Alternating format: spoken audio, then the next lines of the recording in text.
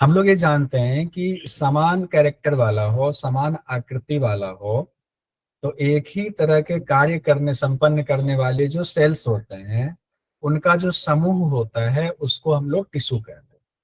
समान कैरेक्टर, समान शेप और एक तरह के वर्क करने वाले कोशिकाओं के समूह को, सेल्स के ग्रुप्स को हम लोग टिश्यू कहते हैं, उत्तक कहते हैं।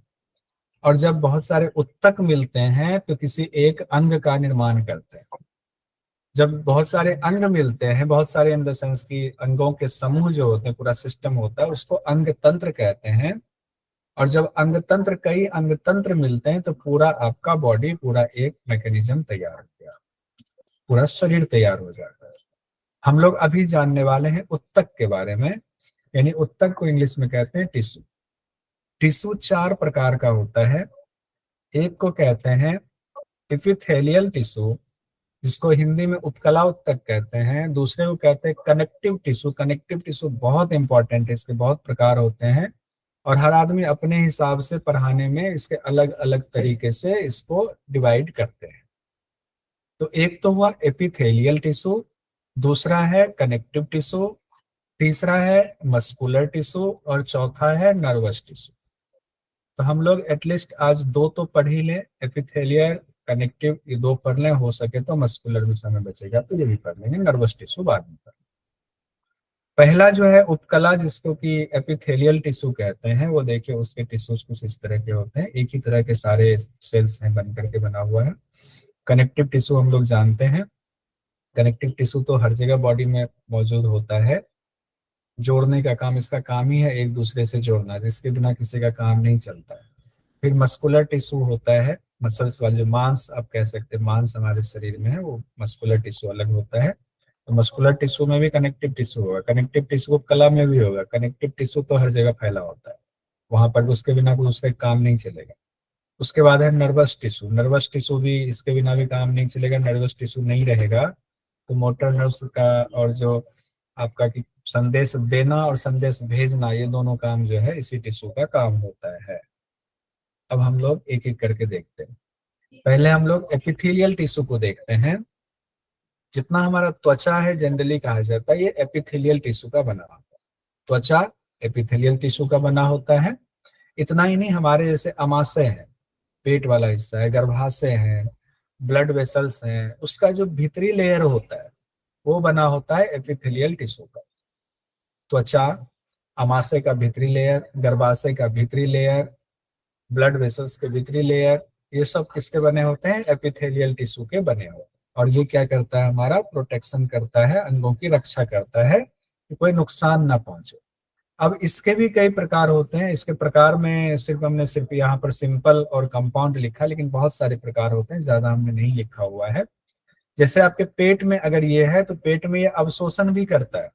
जैसे खाना हमने खाया, खाना खाने के बाद उसमें से जो रस निकला, जो शरीर के लिए रस की जरूरत है, तो अवशोषण कौन करेगा? तो ये एपिथेलियल टिश्यू ही होता है, उसी का दूसरा प्रकार होता है जो उसको एब्जॉर्ब कर लेता है, प्रोटेक्शन भी करता है, एब्जॉर्ब भी करता है और ये सिक्रेशन का भी कार्य करता है। अगर कोई स्राव आपके शरीर में किसी हार्मोन का होना है तो उसमें भी इसकी भूमिका होती है। एपिथेलियल टिश्यू ही वहां होता है, उसी से स्राव सिक्रेशन होता है किसी चीज का बॉडी में।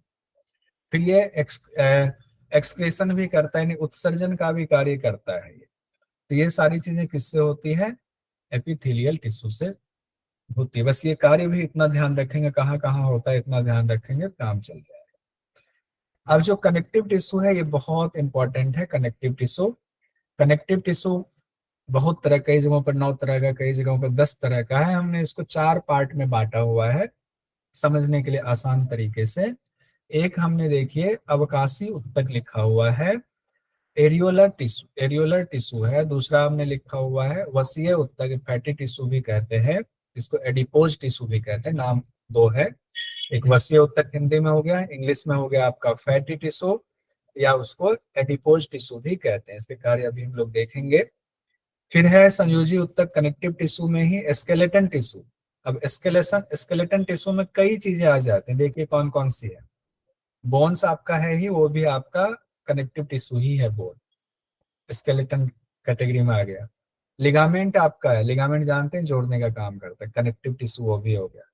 टेंडन आपका, टेंडन भी जोड़ने का काम करता है, हम लोगों ने पढ़ा हुआ है, muscles to bone connective tendon के द्वारा, लिगामेंट टू बोन लिगामेंट के द्वारा। कार्टिलेज भी बोन से जुड़े होते हैं, तो कई बार यहाँ पर से कार्टिलेज की अहम भूमिका होती है, रिब्स वाले में कार्टिलेज जोड़ रहा है, कार्टिलेज है इसके एंड पॉइंट पर, कार्टिलेज। ये सब क्या होता है, ये सब कनेक्टिव टिश्यू होता है, और स्केलेटन टिश्यू के कैटेगरी में इसको दिया गया है। उसका फ्लोट टिश्यू भी होते हैं, लिक्विड फॉर्म में वाले जो होते हैं, जैसे आरबीसीज है, डब्ल्यूबीसी है, प्लेटलेट्स हैं, ये सब आपके फ्लोट टिश्यू के अंतर्गत आते हैं। यानी कनेक्टिव टिश्यू तो पूरे शरीर में आपका फैला हुआ है, कनेक्टिव टिश्यू बहुत इंपॉर्टेंट है। कनेक्टिंग टिश्यू का कार्य है, ये अंगों उत्तकों को बांध कर रखने का काम करता है, कौन, कनेक्टिव टिश्यू। हड्डियों और कार्टिलेज के रूप में शरीर के ढांचे का निर्माण करता है, स्ट्रक्चर बनाता है, कौन करता है, कनेक्टिव टिश्यू करता है। हड्डियों को हड्डियों से जोड़ने का काम कौन करता है, कनेक्टिव टिश्यू में कौन से टिश्यू का नाम है, लिगामेंट का, हड्डियों से हड्डियों को जोड़ता है। और हड्डियों से मांसपेशी को जोड़ता है, वो कौन सा कनेक्टिव टिश्यू करता है, टेंडन करता है। अंगों को फैट के रूप में चिकनाहट भी देता है, अंगों की रक्षा भी करता है, तो ये फैटी टिश्यू है वो करता है। जैसे मान लीजिए हमारा किडनी है, तो किडनी के चारों तरफ फैट होता है, ताकि कोई चोट लगे, झटका लगे, तो वो फैट उसको एब्जॉर्ब कर लेता है, उस चोट को किडनी तक नहीं पहुंचने देता है, फैट की वजह से होता है। इसीलिए फैट की भी जरूरत होती है, लेकिन अति नहीं। कोशिकाओं और कोशिकाओं और ब्लड वेसल्स के बीच में, और ब्लड वेसल्स के बीच में रासायनिक पदार्थों का जो लेन देन होता है, एक सेल है और ब्लड वेसल्स में से, उसमें से आ रहा है, हर सेल में आपका ब्लड वेसल्स भी होता है, वहां पर जाकर के वो अपना काम करते हैं, आदान प्रदान चलता है, वो सब इसी की वजह से होता है, कनेक्टिव टिश्यू की वजह से होता है। एपिथीलियम के बेस मेम्ब्रेन को भी बनाता है ये, रासायनिक पदार्थों को इकट्ठा करना और उसे एक से दूसरे जगह पहुंचाने का काम भी इसी का होता है। मृत कोशिकाओं को नष्ट करने में भी कनेक्टिव टिश्यू अहम भूमिका निभाता है। उस दिन पढ़ रहे थे तो देव जी ने कुछ पूछा हुआ था, कोई मौजूद रहता है मेम्ब्रेन में, उसमें बोन मैरो में, वो कनेक्टिव टिश्यू का ही प्रकार है, कनेक्टिव टिश्यू की ही वजह से उसको बोन मेम्ब्रेन को जोड़ करके रखने का वो काम करता है। अब इसी में आगे हम लोग बढ़ते हैं, ये बहुत इंपॉर्टेंट है, मस्कुलर टिश्यू। मस्कुलर टिश्यू जो मसल्स हमारे हैं, मस्कुलर टिश्यू जितने पेशीय कोशिकाओं से बना होता है, जितने आपके मूवमेंट वाले होते हैं, उसको मसल टिश्यू कहा जाता है, उसी से मूवमेंट होता है।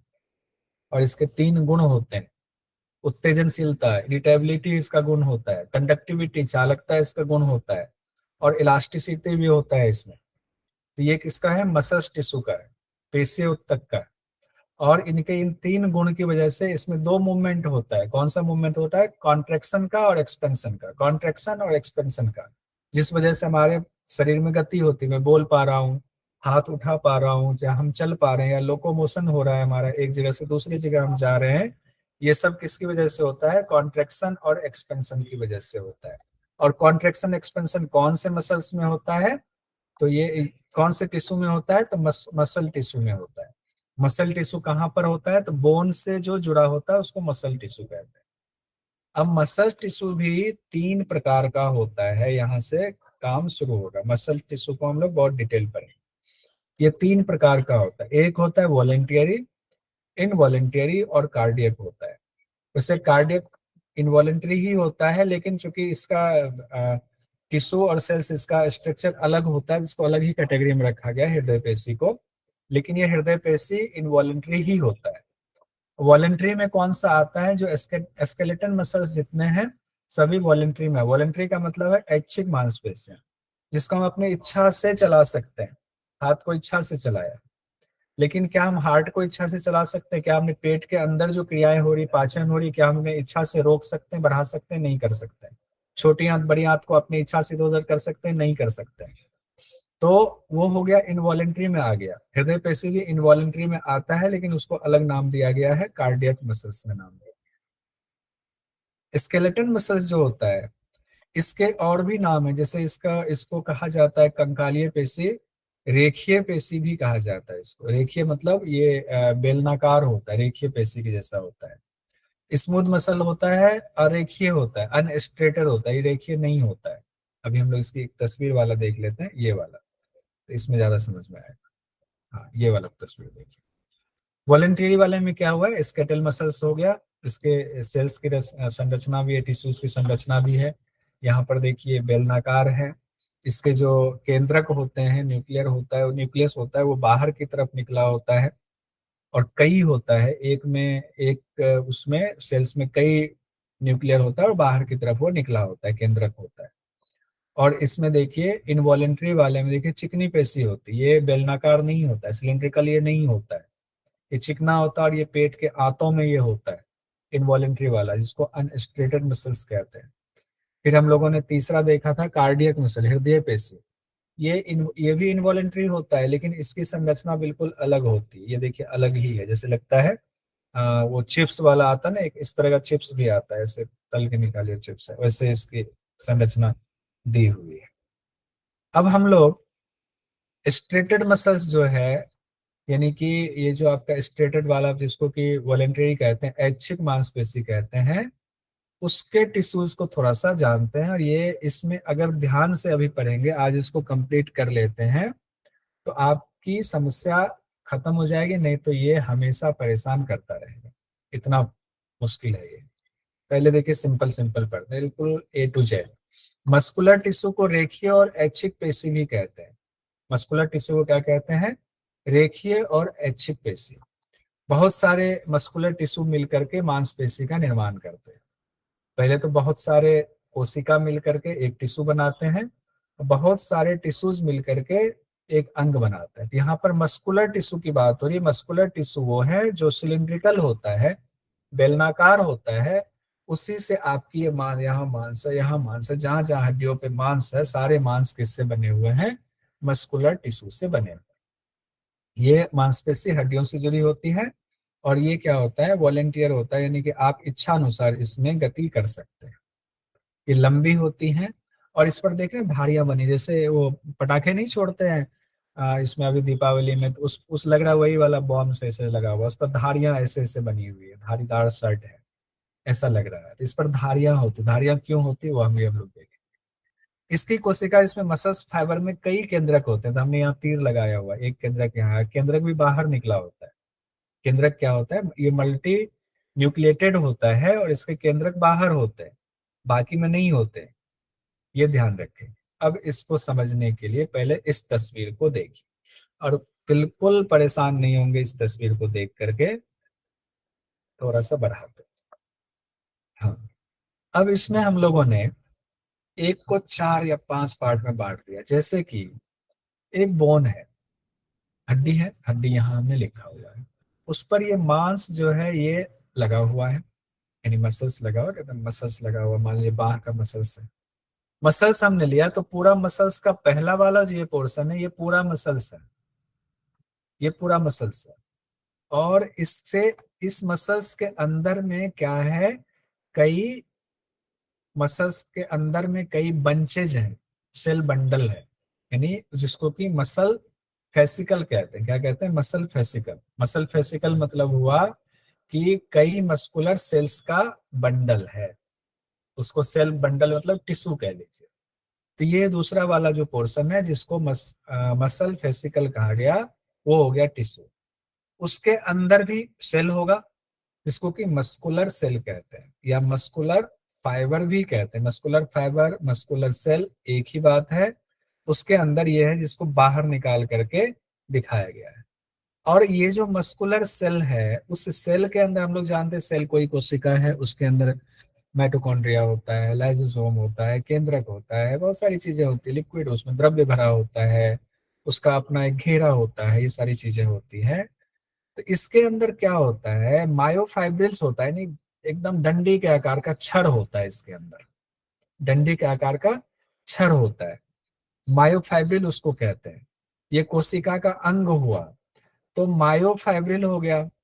ये जो मायोफाइब्रिल है ये क्या है, ये इस सेल का अंग है। और नीचे जो मैंने ये तीर लगा करके दिया, उसी माइक्रोफाइब्रिल का थोड़ा सा बृहद रूप दिया हुआ है, उसी को हमने बड़ा सा दिया, जिसमें देखिए माइटोकॉन्ड्रिया भी आपको दिख रहा है, ऐसे कटिंग किया हुआ माइटोकॉन्ड्रिया भी इसमें दिख रहा है। तो इसमें से जो ये निकला हुआ है मायोफैब्रिल, जो इस साइड में जो काला वाला जो ये दिया हुआ ये मायोफैब्रिल है। मायोफैब्रिल में जनरली दो लाइन होती है, उस पर ऐसे लाइन सा बना होता है, संरचना बनी होती है। वो संरचना होती है एक तो जेड, ऐसा लगेगा जैसे देखने में जेड है, जेड बना हुआ है, जेड लाइन टाइप से बना हुआ है। और एक संरचना ऐसी दिखेगी कि एम बना हुआ है, इंग्लिश का एम अक्षर से बना हुआ है, एम और जेड। इसको अगर समझ जाएंगे दिक्कत नहीं होगी। देखिए पहले पहले हुआ मांसपेशी, पूरा एकदम ये मांसपेशी ढका हुआ बढ़िया से। उस वो मांसपेशी किससे बना हुआ है? टिश्यूज से बना हुआ। टिश्यूज का मतलब बहुत सारे सेल्स का बंडल हुआ, तो ये उसको कहा जाता है फेसिकल। अब उसके नाम पर आइए, फेसिकल कहा जाता है बहुत सारे टिश्यूज, बहुत सारे ये मस्कुलर सेल्स हैं, जब सेल्स का बंडल होता है उसको टिश्यूज कहा जाता है, तो उसको मिला करके कहा जाता है फेसिकल। बहुत सारे फेसिकल को मिला करके मांसपेशी कहा जाता है। उस फेसिकल में, वो फेसिकल मानिए कि ऐसे बंधा हुआ है, किसी ने रस्सी से बांध दिया फेसिकल बहुत सारे मस्कुलर सेल्स को। अब उसमें से एक मस्कुलर सेल हमने निकाला, उस मस्कुलर सेल को कहा जाता है मस्कुलर फाइबर भी कहा जाता है। मस्कुलर सेल भी कहा जाता है, मस्कुलर फाइबर भी कहा जाता है। उस मस्कुलर फाइबर की अपनी खास संरचना होती है, जिसमें बहुत इंपॉर्टेंट है कि उसमें रस्सीदार चीजें होती हैं, जिसको मायोफाइब्रिल कहा जाता है। मायोफाइब्रिल, मायोफाइब्रिल जो है ये बहुत इंपॉर्टेंट है, इसको हम लोग अभी पढ़ने वाले हैं। इस मायोफाइब्रिल में कौन कौन सी चीजें होती है? अभी सिंपल हम लोगों ने कहा कि उसमें दो लाइनें होती हैं, एक जेड लाइन होती है, एक एम लाइन होती है। जेड लाइन एम लाइन का मतलब है जेड बेंड उसको कहते हैं, एम बेंड कहते हैं। उसमें ऐसी लाइन होती है ना जैसे लगेगा कि वो जेड की आकृति बना रहा है, और ऐसी लाइन है जो लगेगा एम की आकृति बना रहा है। तो दो जेड लाइन के बीच का जो स्पेस होता है उसको सार्कोमियर कहते हैं। दो जेड लाइन के बीच का जो स्पेस है उसको सार्कोमियर कहते हैं। किसमें? मायोफाइब्रिल में। अब ये मत सोचिए एक ही तस्वीर में आप सब समझा रहे हो, लीजिए दूसरी तस्वीर में आते हैं। अब ये हम लोगों ने यहाँ मायोफाइब्रिल को अलग से निकाल दिया। मायोफाइब्रिल क्या है? जो एक सेल है, जो एक कोशिका है, उस कोशिका के अंदर का एक अंग है। कोशिका में बहुत सारी चीजें होती हैं, उसमें एक मायोफाइब्रिल होता है। मायोफाइब्रिल ये कौन सी कोशिका में होती है? कौन सी कोशिका में होती है बताइए? इसको इसको कौन सा कहेंगे? Muscular tissues, muscular. Muscular tissues से रिलेटेड। अब हम लोगों ने मायोफाइब्रिल निकाला है। मायोफाइब्रिल में क्या होता है? देखिए जो मैं कह रहा था कि उसमें जेड लाइन और एम लाइन होता है। जेड लाइन देखिए यहाँ से ये लिखा हुआ है, जेड लाइन है, देखना अंग्रेजी का जेड बना हुआ है। और इसी में एम लाइन भी होता है। एम लाइन उतना उभर के नहीं आया हुआ है, ये एम लाइन लिखा हुआ है, ये एम लाइन, और इसको क्लोज करते तो एम भी दिखता। इसी में एक पोर्शन होता है, जैसे मान लीजिए दो जेड लाइन है, तो दो जेड लाइन घर की दो दीवारें हैं। दो जेड लाइन को मानिए घर की दो दीवारें हैं। दोनों दीवार के बीच में जो स्पेस है वो कमरा हुआ, दो दीवार से कमरा बन गया आपका। उस कमरे का नाम है सार्कोमियर। उस कमरे का क्या नाम है? सार्कोमियर। ये यहाँ से क्वेश्चन पूछा जाता है, पूछा भी गया है, अभी पहले पढ़ाऊंगा फिर क्वेश्चन भी लाऊंगा। सार्कोमियर उसको कहते हैं। सार्कोमियर में क्या होता है? दो जेड लाइन के स्पेस को सार्कोमियर करते हैं, वो एक कमरा हो गया। कमरा है तो कमरे में कौन रहेगा? पति पत्नी रहेंगे। तो उस सार्कोमियर के अंदर, अब देखिए यहाँ उस सार्कोमियर को हमने ये ब्लैक वाला एरो लगा करके उसका यहाँ विस्तृत रूप दिखा दिया। इस विस्तृत रूप में यानी सार्कोमियर रूपी कमरे में एक पत्नी है, एक पति है। पत्नी और पति, तो मान लीजिए कि ये एक्टिन है पत्नी और मायोसिन है पति। कौन है? एक्टिन पत्नी, मायोसिन पति हो गए, उस कमरे में है। अब ये क्या करेंगे? अगर एक कमरे में पति पत्नी, तो पूरे घर का संचालन यही करेंगे, पति पत्नी घर को चलाते हैं। भले ही एक छोटे कमरे में अभी बेचारे हैं, कुछ समय के लिए आराम करेंगे छोटे कमरे में। इसमें देखिए अंगूर के गुच्छे के समान जो है वो एक्टिन है, और ये देखिए कटार वाला थोड़ा मोटा सा बड़ा सा जो है ये मायोसिन है। इसीलिए हमने इसको पति पत्नी का, ये मोटा होता है, एक्टिन पतला होता है। एक्टिन पतला प्रोटीन से बना होता है, मायोसिन भी प्रोटीन से बना होता है। एक मोटा एक पतला है, दोनों पति पत्नी मिलकर के पूरे घर को चलाते हैं। चलाना मतलब क्रियाशील करना। अब यहाँ पर पति पत्नी क्रियाशील से क्या तात्पर्य है?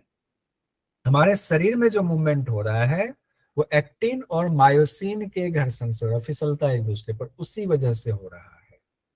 लेकिन वो भी ऐसे नहीं होता, उसमें भी नर्वस सिस्टम का बहुत रोल होता है, को उसको मूवमेंट करने के लिए मैसेज भेजता है, वो बाद में हम लोग पढ़ेंगे उसको।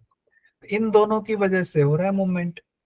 लेकिन इन दोनों का मूवमेंट कहाँ पर हो रहा है, कौन से घर में हो रहा है, उस घर का नाम क्या है, सार्कोमियर।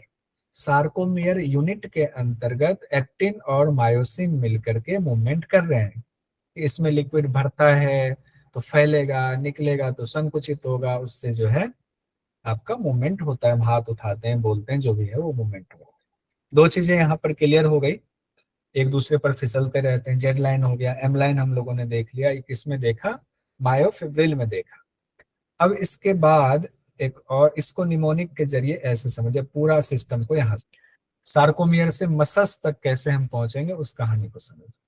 दो दीवार है, सबसे छोटे यूनिट पर पहुंच रहे हैं, दो दीवार है, दो दीवार से एक कमरा बनता है, तो दो दीवार कौन है, जेड लाइन दीवार हो गया, कमरे का नाम क्या हुआ, सार्कोमियर कमरा हो गया। कमरे में पति पत्नी रहते हैं, हमने निमोनिक दिया, कमरे में पति पत्नी रहते हैं, पत्नी कौन हो गई, एक्टिन हो गई पत्नी, मायोसिन पति। तो पत्नी थोड़ी सी हाइट में छोटी होती है, पति का हाइट ज्यादा होता है, जनरली जो चलता है, अब सचिन तेंदुलकर से मत तुलना कीजिएगा। तो एक्टिन हो गया, वो पतली वाली एक्टिन हो गया, मायोसिन मोटी वाली हो गया, एग्जाम में हो सकता है अच्छा, पतली वाले का नाम क्या है, मोटे वाले का नाम क्या है, मोटे वाला मायोसिन हो गया, पति है, और पतला वाला क्या है, एक्टिन पत्नी है। अब लीजिए, अब एक कमरा है, एक कमरे से कई ऐसे कमरे होंगे तो फ्लैट बनेगा। तो वो जो आपने मायोफिब्रिल देखा उसमें एक ही तो कमरा नहीं है, एक ही सार्कोमेयर नहीं है, सार्कोमेयर को हम लोगों ने कमरा बोला, बहुत सारे कमरे होंगे, तो बहुत सारे कमरे मिलकर के फ्लैट बनता है। तो कमरे कौन से हो गए, सार्कोमेयर हो गया कमरा, और फ्लैट क्या हो गया, मायोफिब्रिल को फ्लैट मान लीजिए। मायोफिब्रिल क्या है, जो सेल है उस सेल के अंदर का एक अंग मायोफिब्रिल है। मायोफिब्रिल मतलब एक तंतु है उसमें से, उसके अंदर रहता है, उस सेल के अंदर रहता है। ठीक है, यहां तक हम लोग पहुंच गए। पति पत्नी मिलकर घर चलाते हैं, यानी मसल्स रूपी जो ये घर है उसमें कौन चला रहा है, कौन एक्शन ला रहा है, तो एक्टिन और मायोसिन की वजह से हम गति कर पा रहे हैं, कोई भी गति कर पा रहे हैं। चलिए, अब फ्लैट तक पहुंचे, फ्लैट में हम लोगों ने गति देख लिया, तो कई फ्लैट मिलकर के एक बिल्डिंग का निर्माण करता है। तो कई फ्लैट, तो फ्लैट कौन किसको हम लोगों ने कहा, मायोफिब्रिल को हम लोगों ने फ्लैट कहा। और मायोफिब्रिल को जब हम लोगों ने फ्लैट कहा, तो बिल्डिंग किसको कहेंगे, कोशिका को कहेंगे। किसको बिल्डिंग कहेंगे, कोशिका को। यानी मायोफिब्रिल उसके अंतर्गत है, उसके जैसे और भी मायोफिब्रिल है, माइटोकॉन्ड्रिया, बहुत सारी चीजें मिल करके बन गया सेल। कौन सा सेल बना, हम लोग पढ़ रहे हैं मसल सेल या मस्कुलर सेल पढ़ रहे हैं, या मसल फाइबर भी इसको कहते हैं। मसल सेल को, मस्कुलर सेल को मसल फाइबर भी कहते हैं। यहां तक पहुंच गए, मसल सेल हो गया। अब सेल क्या करेगा, ये एक फ्लैट हो गया, फ्लैट ने बिल्डिंग का निर्माण कर दिया, तो ये मान लीजिए मस्कुलर सेल जो है ये बिल्डिंग है। बिल्डिंग क्या करेगा, कई बिल्डिंग मिलकर के एक मोहल्ले का निर्माण करेगा या एक सोसाइटी का निर्माण करेगा। तो कई सेल मिलकर के, कई मस्कुलर सेल मिलकर के क्या करेगा, एक टिश्यू का निर्माण करेगा। उस टिश्यू को कहते हैं मसल फेसिकल। यानी मसल फेसिकल एक सोसाइटी हो गया, एक मोहल्ला हो गया। यहाँ बिल्डिंग क्या हुआ, मसल फाइबर हुआ, मोहल्ला क्या हो गया, सेल बंडल, कई उसमें सेल मिले हुए हैं, यानी मसल फेसिकल उसको कहा जाता है, सोसाइटी हो गया। और बहुत सारे मसल फेसिकल मिलकर के क्या हो गया, यानी बहुत सारी सोसाइटी, मोहल्ला मिलकर के क्या हुआ, शहर बसाता है। बहुत सारी सोसाइटी एक शहर में होती है। तो बहुत सारे मसल फेसिकल मिल करके इन्होंने क्या किया, पूरे मांसपेशी का निर्माण कर दिया। अब ये बाइसेप्स वाली मांसपेशी है या ट्राइसेप्स वाली मांसपेशी, उसका निर्माण कर दिया। तो मांसपेशी के संदर्भ में ये बात आपकी हो गई। ये बात समझ में आया या नहीं, जब ये समझ में आ जाएगा तो आपको दिक्कत नहीं होगी, क्योंकि यहाँ पर एक क्वेश्चन देखिए, अभी हैंड रेज मत कीजिए, अभी क्वेश्चन पहले देखिए, फिर हम लोग आगे बढ़ेंगे। मांसपेशी ऊतक में स्थित संरचना जो मांसपेशियों के संकुचन के लिए उत्तरदायी है, मांसपेशी ऊतक में स्थित संरचना जो मांसपेशियों के संकुचन के लिए उत्तरदायी है, निम्न में से कौन सा, ऐसे the structure located in the muscles tissue which is responsible for muscles contraction is acetylcholine, actin myosin तंतु, महानाड़ी यानी टेंडन, तंत्रिका मांसपेशी। अब बताइए आप लोग कौन सा आंसर सही होगा? सेकंड वाला। Actin myosin. सेकंड वाला। किन्हीं को कंफ्यूजन है? एक्टिन मायोटिन ही होगा पति पत्नी वाला? किन्हीं कंफ्यूजन है तो पूछिए, नहीं है तो दूसरे क्वेश्चन पर आएंगे। ठीक है, अब देखिए दूसरा क्वेश्चन पूछा गया, मांसपेशी की क्रियाशील सूक्ष्मतम इकाई है। कौन सा छोटा घर है जहां पति पत्नी रहते हैं? मांसपेशी की सार्कोमियर।